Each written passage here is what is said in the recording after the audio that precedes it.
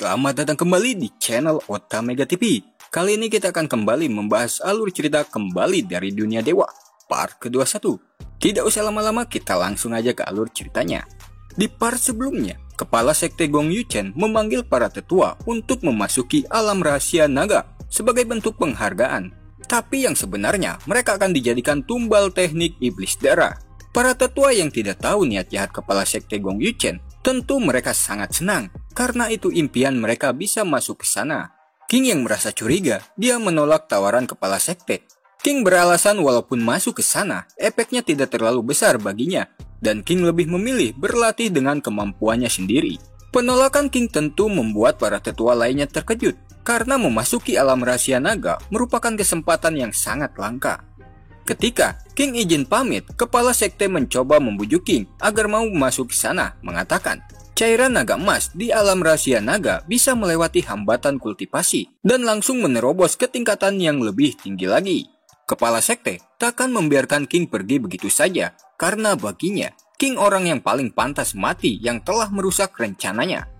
Tetua Songyi dan Tetua Suhan mencoba meyakinkan King agar mau menerima tawaran Kepala Sekte Gong Yuchen. Karena King menghargai kedua tetua ini, akhirnya King pun mau menerimanya. Bukan hanya itu, King juga ingin memastikan tindakan apa yang akan ditunjukkan di sana. Di sisi lain, Kepala Sekte tersenyum licik. Dia senang King tidak jadi pergi, dan kesempatan melenyapkan King kini telah datang. Scene berpindah ke alam rahasia naga. Di sana, kita melihat sebuah kolam berwarna keemasan berkilauan, dan terlihat para tetua sudah masuk ke sana, dibimbing oleh Wu Mian. Lalu Wu Mian meminta para tetua duduk di atas batu datar di kolam itu, sambil menahan napas untuk menyerap cairan naga emas dari dalam kolam itu. Ketika para tetua mulai berkultivasi, Wu Mian mengaktifkan teknik formasi darah Kui Yuan. Kemudian tiba-tiba dari dalam kolam, muncul darah membentuk tanaman rambat berduri menjerat dan menghisap darah orang-orang di sana. Begitu pula dengan King, akan tetapi dia tetap fokus menyerap cairan naga emas ke dalam tubuhnya. Sial, aku tidak bisa lepas dari jeratan benda menjijikan ini. Wu Mian, ternyata kau juga pengguna teknik iblis darah, teriak salah satu tetua. Wah, kalian sudah terlambat menyadari ini semua. Sebentar lagi, kalian akan kumurnikan menjadi kristal darah, balas Wu Mian. Kurang ajar, kamu meremehkan kami. Kemudian, tetua Songyi mengaktifkan teknik formasi cahaya emas pelindung. Semuanya, gunakan semua kekuatan spiritual kalian ke dalam formasi ini, teriak tetua Songyi. Mereka semua bersama-sama menyalurkan kekuatan spiritual ke dalam formasi yang diaktifkan tetua Songyi. Akan tetapi, formasi ini memiliki kelemahan, yaitu harus mengeluarkan spiritual yang banyak secara terus-menerus tanpa henti. Wu Mian yang mengetahui kelemahan formasi itu, dia melesatkan serangan bertubi-tubi sambil memprovokasi para tetua agar konsentrasi mereka buyar, mengatakan, belajarlah dari tetua King. Lihatlah tetua King, dia lebih mengerti situasi ini. Dia tahu kalau berjuang itu tak berguna. Tunggu saja, kematian menghampiri kalian semua. Terlihat dari beberapa tetua termakan provokasi Wu Mian, sehingga mereka menyalahkan King yang tetap fokus berkultivasi tidak mau membantu memperkuat formasi. Melihat beberapa tetua tidak fokus, Wu Mian memanfaatkan kesempatan ini. Dia menyerang dengan teknik formasi darah pembunuh, pukulan menggila. Rentetan serangan itu menembus formasi, dan tetua Songyi yang merupakan inti dari formasi itu terkena serangan Wu Mian sampai dia terhempas muntah darah, dan formasi itu pun hancur. Para tetua sangat panik. Formasinya telah hancur, tamat sudah hidup kita. Ini semua gara-gara kamu, King. Dasar sialan, kata tetua itu. Tetua King, kamu memang anak penurut. Berkatmu, konsentrasi para tetua menjadi kacau.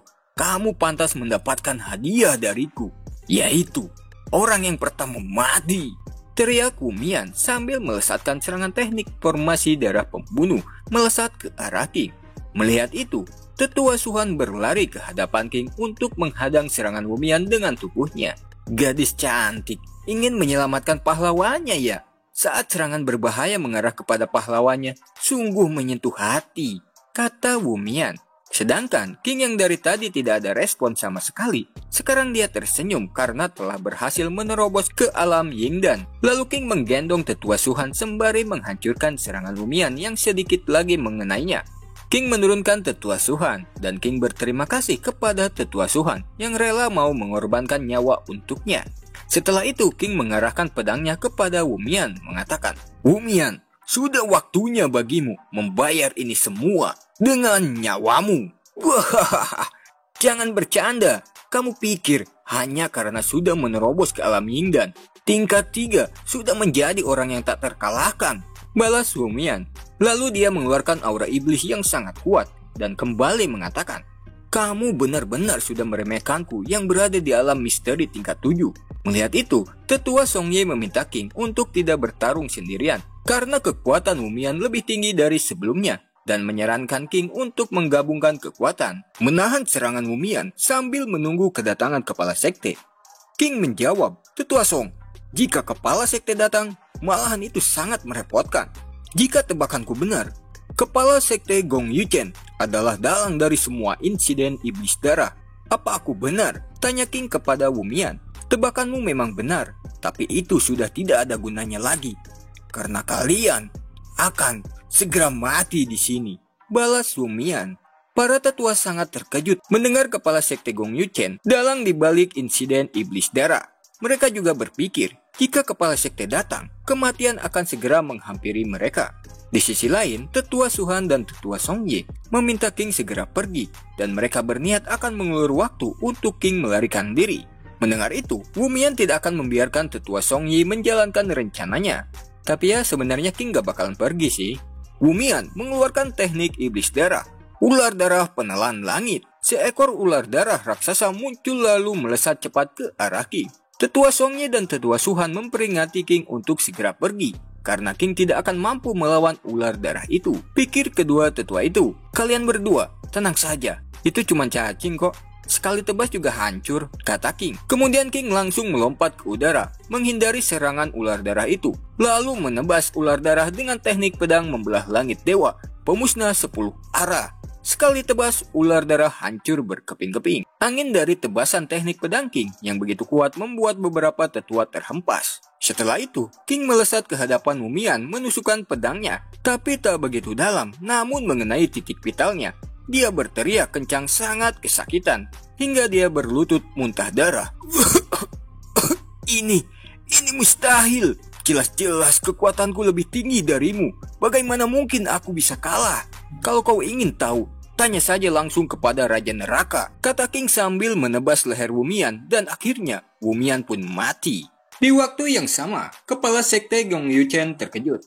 Giok yang dia bawa hancur, menandakan Wumian telah mati dan rencana pembunuhan para tetua telah gagal. Sial, rencana pengorbanan darah para tetua telah gagal. Untuk membunuh mereka, aku harus meningkatkan kekuatanku terlebih dahulu, kata Gong Yuchen dalam hati. Gong Yuchen pergi ke halaman sekte pedang langit, berniat akan mengorbankan para murid sekte. Lalu dia melemparkan sebuah giok ke udara yang memancarkan aura darah yang sangat kuat. Kali ini, dia secara terang-terangan menggunakan teknik iblis darah. Bukan hanya aura darah, dari dalam giok itu juga keluar seorang wanita cantik yang tak sadarkan diri yang bernama Yunchai, adiknya King. Gong Yuchen melompat ke udara. Dia menggunakan teknik iblis darah, pengorbanan darah tanpa batas. Para murid sekte sangat terkejut melihat kepala sekte menggunakan teknik yang sama dengan Ding He. Belum habis rasa terkejut menyelimuti para murid, mereka dibuat sangat kesakitan yang sangat luar biasa. Darah mereka terhisap masuk ke tubuh Yunchai. Gong Yuchen dengan teknik iblisnya mengorbankan para murid untuk meningkatkan kekuatan Yunchai. Kini kekuatan Yunchai mencapai alam misteri tingkat tertinggi. Wah, akhirnya berhasil. Sekarang, dengan menghisap kekuatan iblis di dalam tubuh Yunchai, aku menjadi orang yang terkuat di alam Yingbian. Teknik iblis darah, hisap! Gong Yuchen menghisap kultivasi iblis darah dari tubuh Yunchai.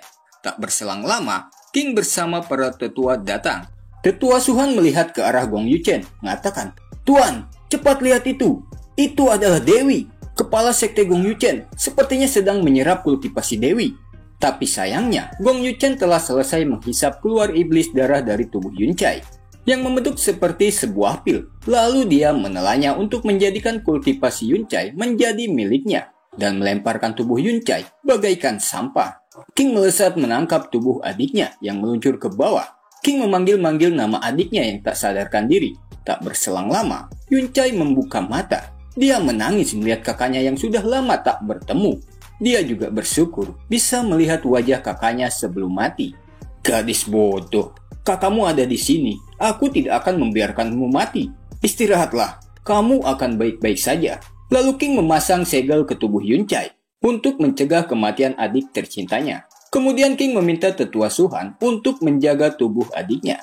Sedangkan King melesat pergi untuk menghadapi Gong Yu-chen. Gong Yu-chen, hari ini akan menjadi hari kematianmu, kata King yang sangat marah. Wah, apa kamu datang ke hadapanku hanya untuk bercanda? Balas Gong Yu-chen. Gong Yu-chen kembali mengatakan, kamu harusnya sadar siapa yang kamu hadapi. Sekarang, aku satu-satunya orang terkuat di alam Yingbian. Kemudian dia menggunakan kultivasi yang dia hisap dari tubuh Yun-cai, sehingga kekuatan kultivasinya menembus alam Yingbian ke tingkat 2. Orang-orang kaget melihat itu. Sial, sekarang dia menjadi orang yang paling hebat di dunia ini, kata salah satu tetua. Gong Yu-chen menyerang King menggunakan teknik iblis darah 1000 tangan iblis. Esensi darah Kaisar Dewa tinggal sedikit. Harus kugunakan di saat yang tepat. Akan kutahan serangannya dengan kekuatan yang ada. King menggunakan teknik lonceng Kaisar Timur.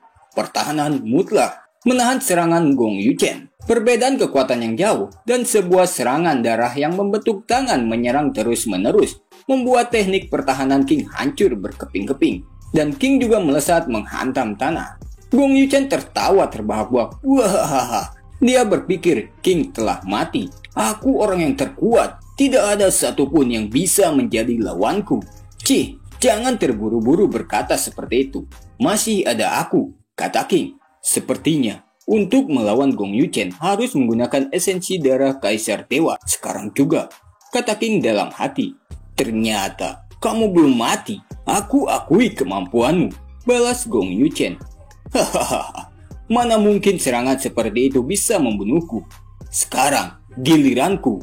Jika bisa menahan satu teknik pedangku dan tidak mati, maka nyawamu akan kuampuni.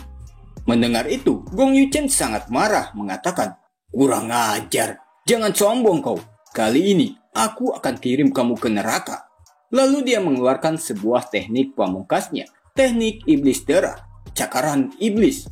Bersamaan dengan itu, King menggunakan esensi darah Kaisar Dewanya. Membaralah, lalu menebaskan pedangnya. Bunuh, teriak King. Tebasan dari kekuatan Kaisar Dewa yang besar menghancurkan teknik iblis darah. Gong Yu-chen sangat terkejut mengatakan, ini bagaimana mungkin? King melanjutkan serangannya, menghunuskan pedangnya ke dada Gong Yu-chen. Sehingga tubuh Gong Yu-chen meluncur cepat menghantam tanah sangat keras, hingga tanah itu hancur. Gong Yu-chen terduduk, darah terus mengalir dari dadanya, dan dia batuk-batuk muntah darah. King, aku akui kamu sangat kuat. Hentikanlah. Kita tidak perlu lagi saling melukai satu sama lain, kata Gong Yu-chen. Hahaha, ngomong apa kamu ini? Gong Yu-chen, di antara kita hanya satu yang akan tetap hidup. Aku akan membunuhmu, kata King. Berani sekali kamu, King, balas Gong Yu-chen. Dia marah mendengar perkataan King seperti itu. King bergerak maju. Berisik sekali mulutmu, kata King sambil menendang Gong Yu-chen hingga terhempas ke udara. Kurang ajar. Masih aja kamu membacak ya. King secepat kilat melesat ke udara. King menghajar habis-habisan Gong Yu-chen sambil mengatakan, pukulan ini untuk orang-orang gurun barat yang mati. Pukulan ini untuk murid sekte pedang langit yang tak bersalah. Pukulan ini untuk makhluk hidup yang kau sakiti. Gong Yu-chen sangat murka sebagai seorang kepala sekte dan orang yang berada di alam Yingbian diperlakukan seperti samsak hidup tanpa bisa membalas. Kemarahan yang menggebu-gebu membuat dia tak menyadari pergerakan King. King yang sudah berada di belakang Gong Yu-chen mengatakan, kamu sudah tidak punya kesempatan lagi. Akan kuakhiri dengan satu serangan. King langsung menebas tubuh Gong Yuchen dan akhirnya dia pun mati. Para tetua sangat bahagia akhirnya malapetaka yang disebabkan para pengguna iblis darah yang dipimpin kepala sekte telah berakhir. Setelah melihat semua kemampuan King, para tetua berlutut memberi hormat dan meminta King untuk menjadi kepala sekte pedang langit. Akan tetapi, King menolaknya karena prioritas utama King saat ini adalah menyelamatkan adiknya dan dia juga tidak tertarik dengan posisi semacam itu. Sebelum King pergi, dia bilang, "Maaf, tujuan utamaku bukan sekte pedang langit." Mendengar itu, tetua Songyi merasa kecewa dan dia berpikir King tidak peduli dengan sekte pedang langit. Tapi seolah-olah King mengetahui yang dipikirkan tetua Songyi. King bilang, "Kalian semua, jangan khawatir, meskipun kita baru saling mengenal. Tapi kita sudah bertarung bersama. Jadi, meskipun aku bukan kepala sekte, jika suatu hari nanti sekte pedang langit ada masalah, aku akan membantu kalian." Setelah itu, King meninggalkan para tetua membawa pergi adiknya, ditemani tetua Suhan. Sesampainya di kediaman tetua Suhan, King memeriksa kondisi adiknya. Walaupun King berhasil mencegah kematian Yunchai dengan menanamkan segel kepadanya, tapi saat ini kondisinya dalam keadaan buruk, karena 2 jiwa langit dan bumi dari 3 jiwa sudah hilang. Untuk mengembalikan kondisi adiknya, King harus mencari jiwanya ke suatu tempat. Sebelum pergi, King mempercayakan penjagaan adiknya kepada tetua Suhan. Singkat cerita, King mengikuti jejak aura Yunchai sampai ke sebuah gerbang menuju dunia bawah yang tertutup penghalang yang sangat kuat. Agar bisa masuk ke dunia bawah, hanya perlu menghancurkan penghalang itu, namun membutuhkan waktu yang sangat lama. Itu jika orang biasa yang melakukannya. Tapi berbeda cerita kalau King yang melakukannya. Dengan kekuatan Kaisar Dewanya, tidak butuh waktu lama, King menghancurkan penghalang itu. Baru beberapa langkah, di sana 2 monster penjaga menghalang King. Tak ingin membuang-buang waktu, King memberikan tekanan Kaisar Dewa kepada 2 monster itu sambil mengatakan, "Beraninya menghalangiku, apa kalian ingin mati?" Merasakan tekanan kekuatan Kaisar Dewa yang sangat kuat, membuat monster itu sangat ketakutan dan langsung pergi secepatnya. Setelah itu, King kembali mengikuti jejak aura adiknya. Tapi sayangnya, jejak aura itu menghilang di tepi danau berwarna ungu. Tiba-tiba, terlihat di kejauhan ada sebuah ledakan energi yang sangat besar yang diakibatkan oleh sebuah pertarungan.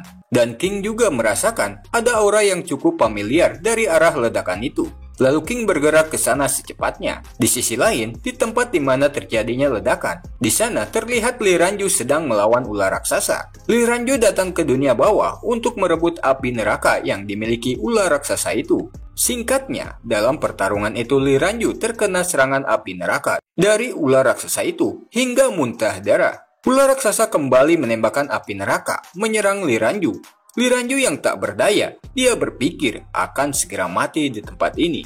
Akan tetapi, King datang tepat waktu menghalau serangan ular raksasa itu dengan mudah, sambil mengatakan, "Jangan berharap kamu bisa membunuh temanku dengan mudah. Kurang ajar, berani sekali kamu menggangguku, akan kubuat tubuhmu menjadi debu," kata ular raksasa itu. "King, terima kasih, kamu mau membantuku, tapi kekuatan api neraka sudah hampir mencapai alam Yingbian. Kamu tidak bisa mengalahkannya. Jangan pedulikanku, cepat pergi," kata Li Ranju kepada King. King membalas, "Li Ranju, kamu tidak perlu khawatir. Hanya mendekati alam Yingbian, itu tidak ada apa-apanya. Karena aku sudah membunuh orang yang berada di alam Yingbian." "Omong kosong, jika kamu pernah membunuh alam Yingbian, maka aku sudah membunuh alam raja," timpal ular raksasa itu sambil bersiap akan menembakkan api neraka. "Baiklah, akan kubuktikan." King melompat menebaskan pedangnya menggunakan teknik pedang pembelah langit dewa. Hanya sekali tebas, ular raksasa itu mampu dikalahkan King. Li Ranju tercengang melihat kekuatan King yang sangat kuat. Kuat sekali. Kalau begitu, dia tidak berbohong telah membunuh alam Yingbian, katanya dalam hati. Setelah mengalahkan ular raksasa, King menangkap api neraka. Si api neraka mencoba berontak, melepaskan dari genggaman tangan King. "Jika tebakanku benar, tujuanmu datang ke sini pasti untuk menaklukkan api neraka ini kan? Kalau begitu, aku berikan untukmu," kata King. Li Ranju kaget menandakan tebakan King itu benar. Sedangkan api neraka marah mendengar ucapan King. Dia mengatakan, "Woi, kenapa kamu menganggapku sebagai hadiah? Aku ini penguasa api loh." Li Ranju berterima kasih, King telah menyelamatkannya. Bahkan, dia juga memberikan api neraka untuknya. Atas kebaikan King ini, Li Ranju mengatakan akan siap membantu King kapan saja. Tidak apa-apa, itu masalah kecil.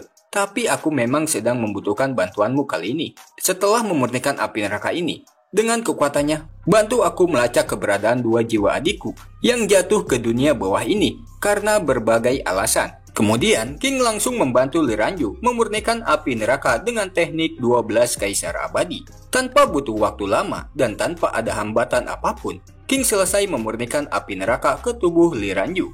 Melihat King dengan mudah memurnikan api neraka, dia berkata dalam hati, "Kamu dengan mudah melakukan hal yang tidak bisa dilakukan oleh alam raja. King, siapa kamu sebenarnya?" Melihat Li Ranju bengong, King bilang, "Jangan membuang waktu, tolong panggil api neraka. Lacak jiwa adikku."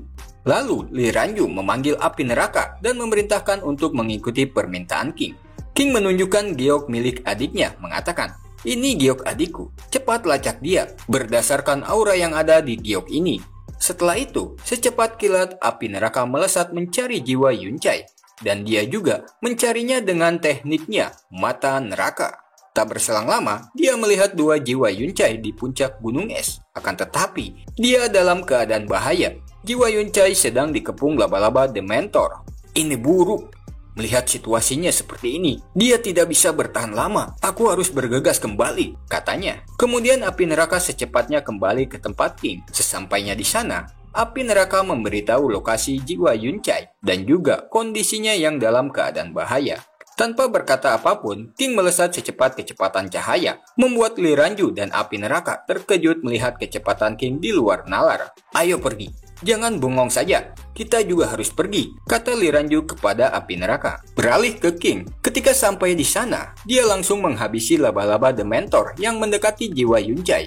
Dua jiwa Yuncai sangat senang, King datang menyelamatkan mereka. Akan tetapi, laba-laba Dementor masih terus berdatangan akan menyerang mereka. Untungnya, Li Ranju datang tepat waktu. Dia menghabisi semua laba-laba Dementor dengan panahnya. Tiba-tiba sebuah pusaran muncul di atas langit disertai kilatan petir. "Apa itu?"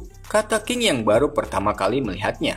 Itu adalah pusaran penghisap jiwa langit dan bumi, bentuk dari dunia bawah," kata Li Ranju. Jadi pusaran penghisap jiwa langit dan bumi akan muncul jika banyak energi kegelapan di area tersebut. Pusaran itu muncul karena King dan Li Ranju membunuh laba-laba Dementor. Li Ranju kembali bilang, "King, kita harus segera pergi menjauh dari pusaran ini. Jika tidak, adikmu dalam bahaya."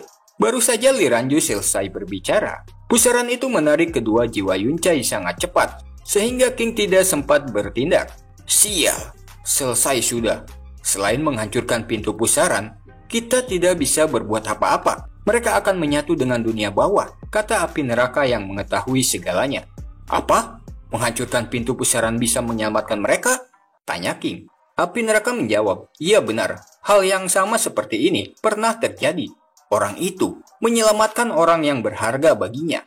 Namun dia adalah kaisar tertinggi di alam raja manusia. Tanpa kekuatannya itu, dia tidak akan bisa menghancurkan pintu pusaran jiwa." "Terima kasih informasinya, api neraka. Li Ranju, mungkin aku akan tersedot oleh pusaran jika aku menghancurkannya. Jika itu terjadi, aku serahkan jiwa adikku kepadamu. Tubuhnya berada di sekte pedang langit, dan dia dijaga tetua Suhan," kata King kepada Li Ranju. "Tidak, jangan lakukan itu. Kamu hanya berada di alam Yingdan. Jika ingin menghancurkannya, kamu harus berada di alam raja manusia," balas Li Ranju. King tidak menggubris perkataan Li Ranju. Dia tetap mengejar adiknya. Agar bisa menariknya, dia menyegel kedua jiwa adiknya, lalu melemparkannya kepada Li Ranju.